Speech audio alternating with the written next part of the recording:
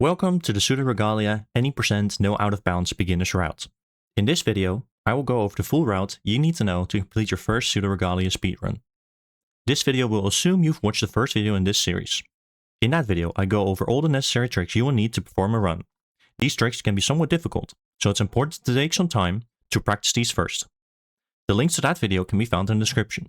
Alternatively, I've also written a Google Doc that goes over the same material, in case you either find my voice annoying, or if you'd rather learn through text instead of a video. That Google Doc has GIFs of all the tricks in it to make up for the lack of visual aid.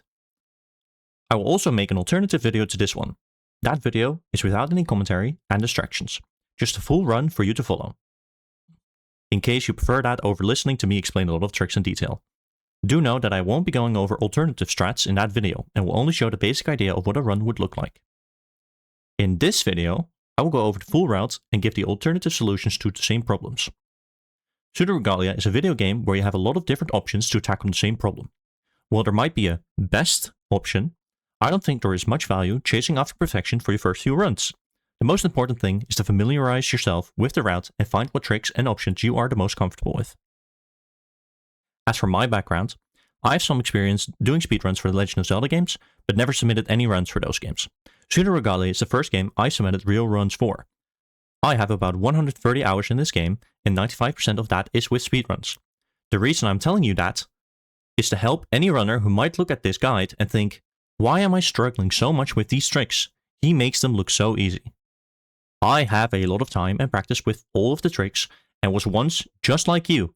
It took me a lot of time to get the tricks done consistently. What's most important is that you have fun and maybe complete the speedrun along the way. In the description of this video, I will also put a link to the Speedrun Discord. There you can ask any questions that might pertain to this video, or to the route that you don't quite get yet.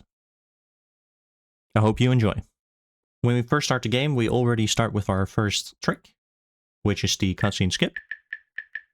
As you can see, I'm able to much more quickly start the game than I would if I waited for the screen to turn yellow. Now, the very beginning of Pseudoregalia is actually pretty chill. There isn't too much to it. There's a couple things you can do for optimization, but I'm not going to bother you too much with that.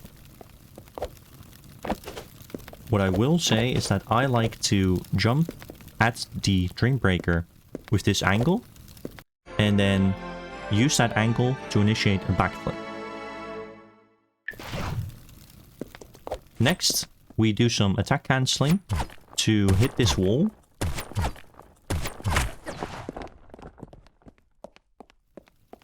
You could also tell I just killed that egg back there. We killed that egg because we want our magic meter to fill up all the way. Our magic meter is in the top left of our screen. The magic meter allows us to do more damage the more bars we have. In this case we have 0, and we can get a maximum of 3. And it also increases our range the more bar we have. Coming up, we are going to do 2 tricks in pretty quick succession of one another. First up comes a gainer. A gainer is a backflip, except we use the backflip momentum and send ourselves forward, as you can see right there. And the next trick is a coyote slide jump, in which we jump slightly later than it looks like the game will allow us to, so we can get a little bit of extra height. Now right here is one of my favorite tricks in the very beginning of the game. We jump into this wall, and the wall wants to push us out. And because the wall is pushing us out, we actually get a lot of speed that we can use to zoom across that part right there. That's the only time we really use walls like that throughout this game, because this upgrade is just so much better. Slide allows us to do ultra jumps and glide hops. Ultra jumps are those big jumps you saw me do to cross the gap, and glide hops are these slides that we cancel in order to get a little speed, and we can maintain that speed by bunny hopping, so hopping very quickly. Now I'm just going to let the following section play out, because it is actually a very short section with a lot of very difficult tricks to do, and I'm only really showing you those tricks in quick succession now to give you a general idea of what a run could look like. There's so many little things here where you can use different tricks to cross different gaps. There's different ways to approach every problem, and this is just the very fast way to do it. This is not the way I would recommend anyone do the run as a beginner at the very start. So I'm just going to show that section, and then we're going to go through how you want to tackle this section to easily get a run going. So, this is about where we left off previously, and in the video you saw me do a coyote slide jump, which looks like this. We cancel our slide with a attack, and because of the way coyote jumps work, we are still able to jump even though we're already off the ledge, as you can see right there. And we combine those two tricks to get over this section right here. Now you can see this distance isn't even that far, and coyote slide jumps are pretty hard to do. So what we want to do instead, and mind you, I will usually show the easier version of every trick, and I will give the coyote slide version in the top left or top right as an alternative. So you can still keep trying coyote slide jumps, I just don't recommend it. But to get back to this section right here, the way most people do it when they start out is they just slide off this ledge, and then they use an ultra, get all the way over here, and then you can do another ultra to get up here. Pretty simple. And for this section, I like to use 2 slides, and the second slide into an ultra hop, and then here you can ultra hop again. Again, over that part right there, you could use a CSJ. It's whatever you prefer. Now, coming out of this opening, you're going to see me do some glide hops. This section has a lot of open areas, and in order to get over it, we just want to go as fast as possible. And in order to do that, because we don't have any other ledges, you're going to have to do some glide hops. If you're not comfortable using glide hops, you can always use a CSJ. But I find that the easiest version of this is to just do a bunch of ultra hops to cross all these gaps. As you can see, I'm much slower, but also I'm much safer. Now we're going to start making our way towards library. We use a coyote slide to cross that gap, but there's a lot of alternatives. And on our way to get to library, we have to use a pretty precise ultra on top of this platform. Now you can see that I actually do a little bit of a more advanced trick, which I'm not going to learn you right now. But just a ultra from the top left of the platform to the bottom right of the platform will help you get up this ledge. Then the wall takes 3 hits to break, and we head towards library. Now, library doesn't actually have that much that I need to explain, I feel, so I'm just going to use this time to set up a little bit of an interesting trick instead. You see, video games use these things we call flags to set up the next spawn point for when your player character dies. It would really suck to die right here and have to walk all the way back again just to be able to beat the rest of the level. However, we actually do want to die right here because the flag, aka our spawn point, is set at the very beginning of the level, and this section right here is actually just like one big circle. We have to get across this circle, and if we were able to just teleport right back to the beginning, it would be a lot better. So you're gonna see me do this really weird looking setup, and I'll put a little clip on top of it where you can actually see the hitbox for the flags. As long as we don't hit that hitbox, our flag never gets set in that spot. So if we were to die in this section right here, we won't spawn where the game actually wants us to spawn, or where the developer wants us to spawn. Instead, we spawn all the way back at the beginning of the level, skipping that little section right there. This saves about 20 seconds, even for good runners like me, so it's very good to learn. Coming up is the same section we went through previously. Again, It's a very open space, so make use of glide hops as much as possible. You can also cheat sometimes, since there's a lot of ledges you can slide off of. So if you're struggling to do your glide hops consistently, you can use these ledges to just slide off. And as long as you have some good bunny hops, you can maintain that speed, kind of cheating a glide hop for yourself. Coming up is one of the harder tricks in this game that saves you a lot, and I mean a lot of time. There's nothing really I can say about it. Just watch my beginner's tricks and tips guide and learn it enough for you to be able to do it consistently 1 out of 3 tries. Coming up is the tower climb. The whole reason we got Sun Greaves is to be able to get up here to get one of the most useful upgrades in the entire game, which is Cling Gem.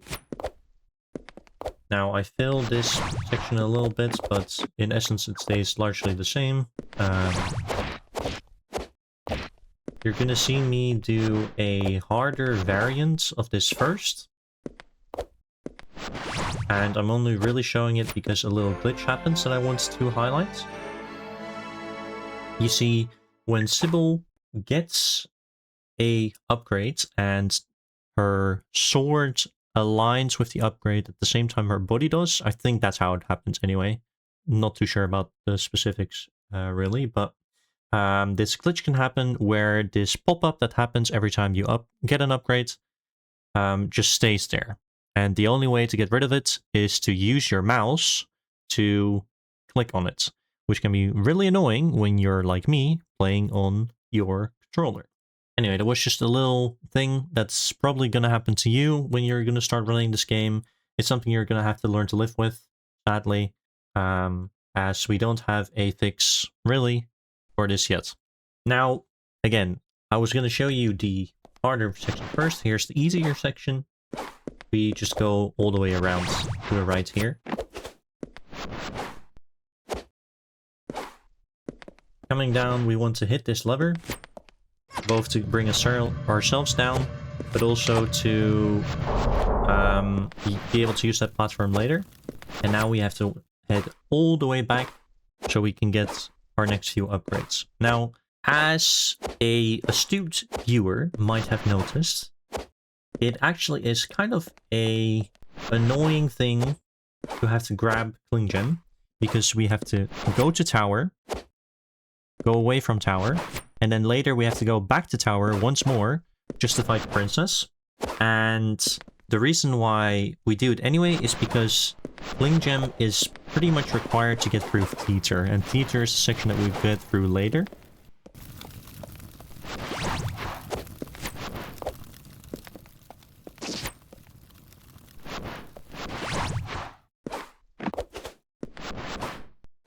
So for beginner runs, sadly, you're going to have to keep grabbing Cling Gem, but it is possible to skip Cling Gem if you're interested in that. I wouldn't do that at all when you're beginning though. Coming up, we're going to be grabbing Sunsetter. We need Sunsetter to break open some blocks. There's some special blocks that only can be opened by using Sunsetter. One of those blocks is right here. But Sunsetter is also really nice because it allows us to get a little bit of extra height, as well as if we ever fail one of our wall kicks, we can kind of recover using our Sunsetter. As you can see, we use Sunsetter right here. Get a little bit of extra height.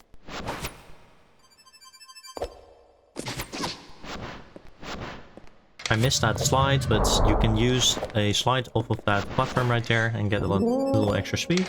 Now coming up is actually a trick I forgot to mention in my beginner's tips and tricks guide, but it's quite easy as long as you understand how it works. Basically, we're going to use Cling Gem and we're going to glitch it a little bit. You see, if you hold the camera towards the direction you want to be going in, after you're almost done clinging on a wall, Sybil will quickly turn around and cling onto the next wall. So we can make a quick 90-degree angle right here to get across this section right here. Alternatively, you could just find a pole and either use Cling Gem or use wall kicks to get across that gap. Now, this section right here is actually blocked off. So in order to be able to use it, we want to hit this lever, but there's a guard guarding it. So make sure not to run into him, because he will attack you. Now that we've opened this section, we can make this jump. Now, you can see the purple cube kind of disappear because of the camera, but don't be mistaken, it is still there, and it will insta-kill you if you touch it, so a little tight. Alternatively, you could use a cling gem to just cling over that wall. Now you hit all this, hitting all these levers to open this big door to be able to grab the key. We need 5 of these keys to beat the game, to be able to fight the princess, actually, and then beat the game. And next up, we're going straight towards the next key, actually. Which is quite a bit of a wall, so it's going to take a little while. Now, let's see if you can spot where I actually cut some of the footage, because the next section is actually really long. There we go. So we're going to head into Underbelly. Underbelly is probably one of the scarier areas for new players. Here we see why we got Sansa there. There's a little platform down there that we need to break, otherwise we can't get in. But yeah, Underbelly is actually pretty scary, because there's a lot of open space, a lot of space you can die, as you can see. Even I feel a little bit here. Do a special jump there, you don't need to worry about it too much, it's just an ultra hop. Now, I choose to go for the right side here, because I think the right side's actually more player friendly. However, these platforms are quite tight, so do not be afraid to just walk to the bottom left of a platform, aim Sybil at the top right of the platform, and use all that space that you have to initiate your ultra. You should have enough space, but because you're newer to the game, your ultras might be a little slow, and because that you might fall down. So don't be afraid to take this very slowly. Now coming up, we're gonna do another cling trick with our camera, positioning our camera so that it will instantly goes 90 degrees to that section right there. And then here we do the same thing to make it over to these platforms. Now again, I'm taking it very slow here. You can do this a lot faster. As you can see, I do a CSJ there to kind of show off, but feel free to do this section really slowly. This is a hard section to learn. It's an easy section to fail. You are pretty far into the run. You might die. That would be really annoying. As you can see, even I have 1 health right now, so I can't really afford to lose. Just take your time. Here you can see me do some glide hops. You can do some really tiny hops as you're going up on the stairs to maintain your speed and kind of zoom across the stairs like that. It's pretty cool. Coming up next, we're gonna try and get Strikebreak. In order to get Strikebreak, we need to fight this maid right here. Now you're gonna see me hit this save points to regen my health, because this maid, when she hits you, she does 1 health of damage, and if I were to die right there, then, you know, I haven't saved for a long time, so I'd have to do it all over again. As you can see, I actually do get hit, so it's good that I did. Walk around her and try to do a lot of attack cancels.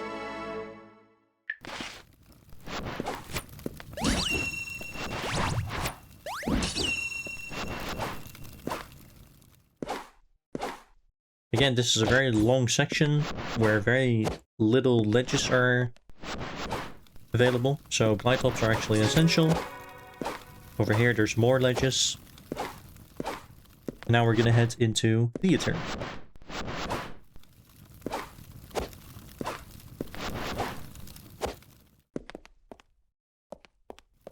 Now, as long as you keep a decently fast pace in theater, you should be able to just do whatever I'm doing right here. Keep following the left wall and take yourself over. Now, there's gonna be a very scary part right here with a lot of axes, and these axes move around in a set pattern. I personally find that it's the easiest to get across this section by waiting for the axe that is the closest to Sybil and also the highest up. I like to wait for that axe to swing to the right, and as it's swinging to the right, I take the left path, and then I keep jumping right, left, to get across this section right here. Now, theater is quite long, and the goal in theater is to free the key that's locked in a box. And in order to do that, we need to hit 3 levers. Now, because we're playing in no out of bounds, we have to do this entire section. And this entire section is a little difficult sometimes. You're going to see me do a trick here, and this trick is actually pretty difficult. I'm going to do it in 1 try and make it look really easy, but don't be mistaken, this trick's very difficult. But first, let's just explain what is happening here. So, normally, in order to get across this distance, we want to have an upgrade called Soulcutter. Soulcutter is behind us. We just opened the gates that also opens the gate towards Soulcutter. And Soulcutter gives you a projectile when you're charging your Strikebreak. And you can aim that projectile at the lever over there, which will bring the platform towards us, and then we can cross the gap. However, there's one downside to using Soulcutter, and that is, whenever Soulcutter hits anything, it will drain 1 bar of our magic. Now, if you remember the very beginning of this guide, I told you that the magic bar is actually very important because it gives us extra damage and extra range with our attacks. So by draining these bars, and sadly this is almost the end of the run, so we don't really get a lot of chances to fill our bar up again, we would lose out on a lot of damage that we will need for the princess fight. So, preferably, we would want to skip Soulcutter. Now this is a choice you can make for yourself. If you don't care about having a fast princess with less hits, then you can just grab Soulcutter right now and forget that I'm even explaining this trick to you. However, I would really recommend learning this skip because it's quite cool, and because it will save you a little headache later. So, in order to do the trick, we want to do an ultra hop, and all you need to do is get high enough with some wall kicks and some Sunsetter cancels, then use Cling Gem to kind of climb up, and because of the collision in this area, we are actually able to grab a ledge that doesn't look like a ledge, but it is there, and we can use that ledge to both refill all our Cling Gem charges as well as all our wall kick charges, which means that we can actually very slowly make it all the way across this gap. Now I'm going to do it a little fast, and my version isn't even the fastest version. You can do this without even getting the ledge grab at all. But it's good that I show you that the ledge grab is possible here and where it happens, so that you can practice this yourself. Now, because we skipped Soulcutter, we're actually going to have to do a little bit of a jank trick here. You can see me actually die right there because the collision of the purple goop is a little weird in this area. We don't want to hit the first lever. We want to hit the second lever here. And then for the next lever, we are going to do a trick that allows us to kick our sword. In order to do this, you want to initiate the throw of your swords together with a jump, both at the same time. And you want to make sure that you hold your jump button long enough so that you engage in a full hop. The amount of time you spend clicking the jump button actually influences how high you jump, if you didn't know that already. And at the height of your jump, you want to jump again to initiate a kick, and that kick will then kick your sword into this lever right here. Now, for positioning, I like to line myself on this, what's it called? Like gap between the platform and the stone platform. And then face Sybil right towards the lever. That is the most consistent for me.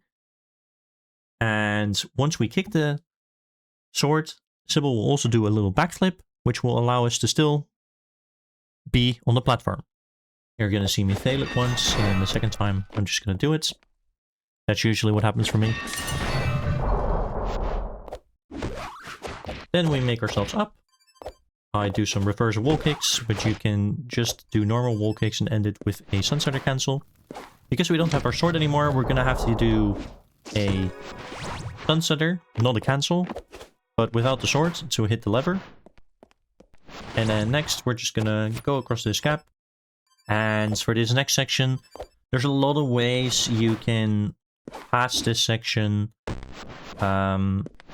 I personally think that for beginners, the following route that I'm going to show you right now is probably just the easiest, because there's no enemies to worry about, no tough platforms. You can just kind of glide all the way over. And you have more than enough resources left to still make it up here. And then we're going to head over and hit the last switch. Grab the key. And now we can leave. Now you could hit the heal right here, if you're worried about this section. But otherwise, we are still going to be able to hit a heal later, right before we fight Princess. So you don't have to worry about your health too much. This section right here is not even like the fastest way, it's just the way I like to do it. It's nice and easy.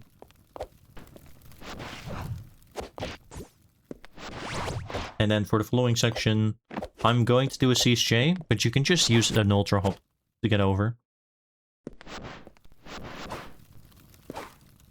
And then we're outside, ready to grab the last key.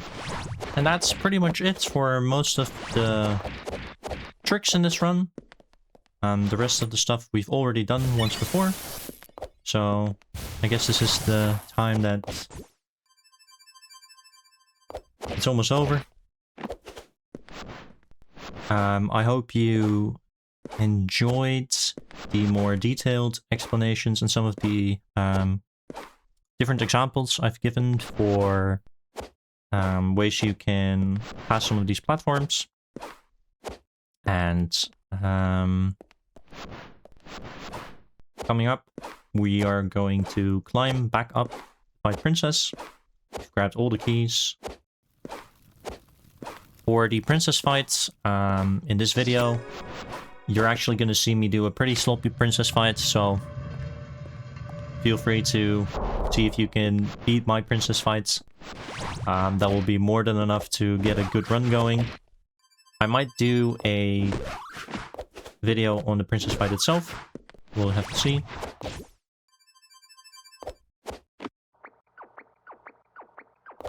You're gonna have to see me greet for the key here and fail.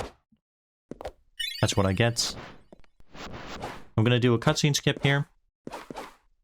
Same as the very beginning of the video.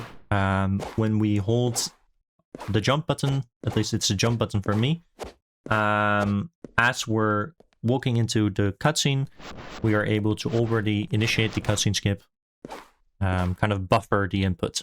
Now, the last thing I will say about this Princess fight is you can hit the Princess right here and get a little bit of extra damage here.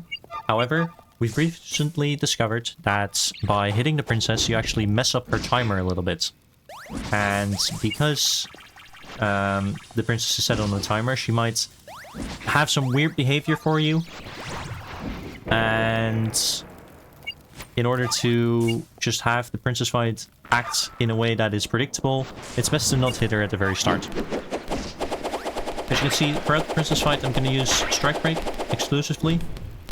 I didn't pick up Soulcutter, so I'm able to use Strikebreak as much as I want with 3 bars of magic. Ideally, you'd want to use Strikebreak cancels. If you use Strikebreak cancels, you can get 3 hits off at once before she teleports away, whereas if you were to follow the audio cues that Strikebreak puts out, then it sounds like you can only get 2 in, but you can actually get 3 in, as you can see. Final hits, and that's it. Time actually stops as you kill the Princess, I think. If you're worried about splitting, then I would just recommend using Auto Splitter. I hope you enjoyed.